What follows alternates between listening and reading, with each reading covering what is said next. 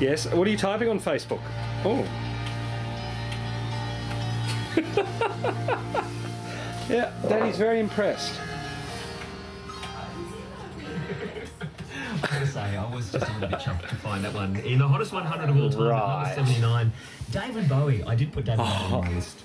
Not that particular song. Say bye-bye, Elisabeth. Certainly a favourite, isn't it? Wait. From Mr. Bowie at 79. And in before that, as we continue the countdown here on Triple J, the hottest Wee. as voted by you, Rolling Stones. Wee. Buck and Zambro here with you, and we do be sharing some air in the studio today, Robbie. A lot of people partying around the nation too. A few folk have to actually be at work today, but it is great